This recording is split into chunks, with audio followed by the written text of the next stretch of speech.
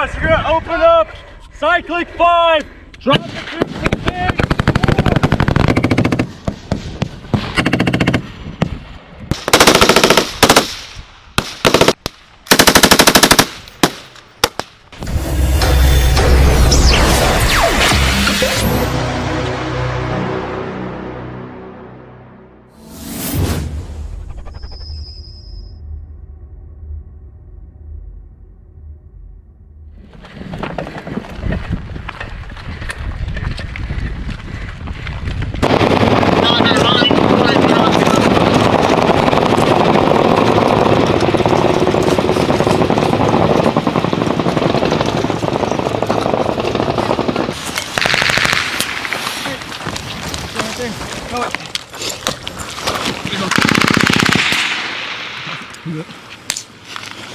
Yeah. 06, upper 3, line 530. Fire in the hole! Fire in the hole! Heat on. Fire in the hole! Hell yeah!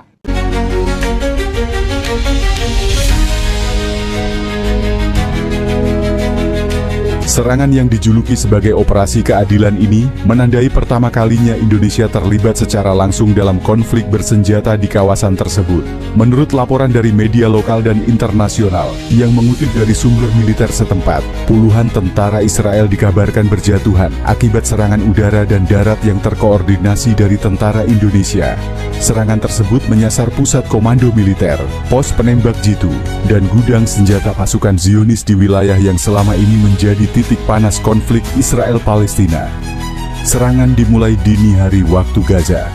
Sumber di Kementerian Pertahanan Hamas menyebutkan bahwa pasukan elit mereka bersama dengan satuan khusus dari Indonesia yang dikenal sebagai Garuda Merah telah lama menjalankan misi pengintaian di wilayah tersebut. Kolaborasi ini disebut hasil dari kesepakatan rahasia yang dibangun sejak awal 2024, menyusul meningkatnya ketegangan global dan ketidakpuasan terhadap kebijakan luar negeri Israel yang semakin semena-mena. Jet tempur Sukhoi 57 dan F-16 Indonesia tampak bermanuver di langit Gaza. Sementara unit darat meluncurkan serangan presisi tinggi ke titik-titik pertahanan Israel. Ledakan besar terdengar hingga perbatasan Mesir, dengan laporan menyebutkan kerugian signifikan di pihak Israel akibat hancurnya beberapa alutsista mereka. Perserikatan Bangsa-Bangsa, PBB, segera mengadakan sidang darurat sementara negara-negara barat menyerukan gencatan senjata. Namun pemerintah Indonesia dalam pernyataan resminya menyatakan bahwa ini adalah langkah tegas terhadap penindasan dan pelanggaran HAM yang telah dilakukan oleh Israel yang berlangsung selama puluhan tahun. Sementara itu, Israel menyatakan bahwa serangan ini adalah tindakan agresi dan menyebutnya sebagai deklarasi perang. Mereka mulai memobilisasi pasukan cadangan dan memperkuat pertahanan udara di seluruh wilayahnya. Belum ada angka pasti dari kedua belah pihak. Namun, sumber independen menyebutkan bahwa sedikitnya 57 tentara Israel gugur dan puluhan lainnya luka-luka. Di pihak koalisi Indonesia Hamas kerugian disebut minimal dan terkendali. Analis militer menyebut ini sebagai salah satu eskalasi konflik terbesar dalam dekade ini dan memperkirakan bahwa perang terbuka bisa menyebar ke wilayah lain termasuk Suriah dan Lebanon. Dunia yang sudah bergejolak kini memasuki babak baru yang mengejutkan. Untuk pertama kalinya dalam sejarah modern, kekuatan dari timur, Tentara Nasional Indonesia, TNI, untuk pertama kalinya melancarkan serangan militer langsung terhadap pasukan Israel dalam sebuah operasi militer terpadu yang diberi nama Operasi Keadilan. Serangan itu berlangsung selama lebih dari 36 jam, tanpa henti, dan telah mengguncang struktur militer Israel hingga ke jantungnya. Sumber dari jaringan intelijen internasional menyatakan bahwa setidaknya 57 tentara Israel gugur sementara lebih dari 120 lainnya mengalami luka berat dan ringan akibat serangan udara, rudal jelajah, dan serbuan darat yang digerakkan oleh pasukan gabungan khusus dari Indonesia dan Hamas. Koalisi militer ini mengejutkan banyak pihak. Hubungan diplomatik antara Indonesia dan Palestina memang telah menguat sejak pertengahan 2024, namun tidak ada yang menduga bahwa hal itu akan berujung pada intervensi militer langsung. Beberapa pengamat menyebutkan bahwa keputusan ini dipicu oleh meningkatnya agresi Israel di wilayah Gaza dan tepi barat yang mengakibatkan lebih dari 54.000 korban sipil Palestina. Presiden Indonesia menyampaikan bahwa dunia telah terlalu lama diam, dan inilah saatnya memberi makna pada solidaritas yang selama ini hanya berupa kata-kata dan kecaman-kecaman. Sementara itu, Rusia yang tengah bersih tegang dengan NATO di Eropa Timur memanfaatkan momen ini untuk menunjukkan kekuatan globalnya di kawasan Timur Tengah, sekaligus memperluas pengaruh di dunia Islam melalui aliansi strategis dengan Indonesia, negara Muslim terbesar di dunia. Serangan diawali pada pukul 03.12 dini hari waktu Gaza. Langit Gaza yang biasanya mencekam mendadak dipenuhi raungan jet tempur canggih. Sukhoi 57 Rusia dan F-16 Indonesia bermanuver cepat menyasar pusat komunikasi militer dan radar pertahanan Iron Dome milik Israel. Tak berselang lama, serangkaian ledakan besar terdengar dari daerah Khan Yunis dan Bait Hanun.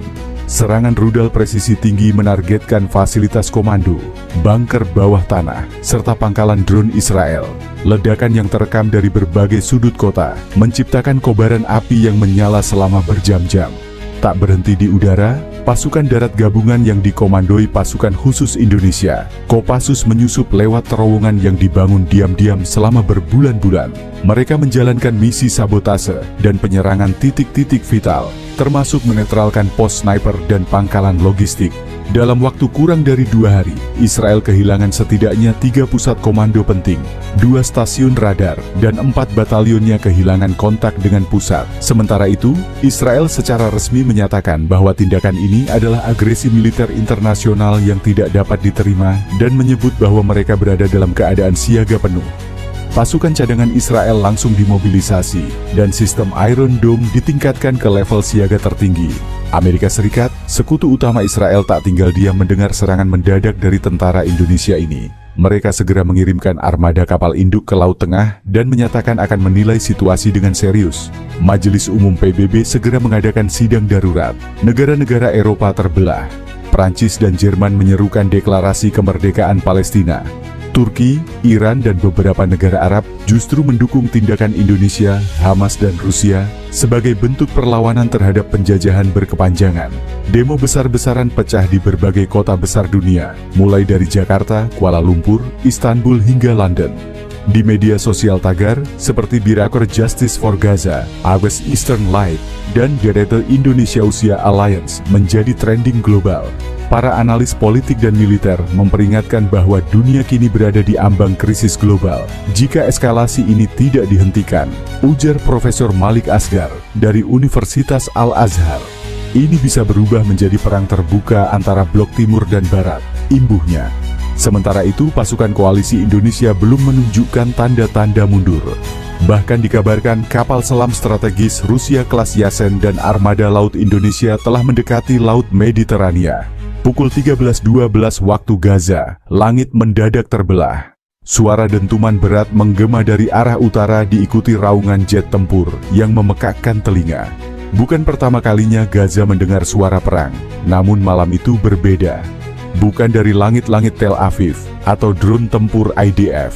Yang datang kali ini adalah kekuatan asing, koalisi militer Indonesia, Hamas, dan Rusia. Sementara itu, Perdana Menteri Israel, Benjamin Netanyahu, kerap mengatakan tak akan mengakhiri perang sampai Hamas dibubarkan. Proposal perjanjian gencatan senjata juga kerap menguap karena Israel tak menyetujui banyak klausul yang diperjuangkan Hamas. Hamas ingin mengatakan akhir perang secara permanen. Salah satu isu pentingnya adalah penarikan tentara Israel dari jalur Gaza. Dan hal itu membuat Israel keberatan, sehingga perang tak kunjung usai.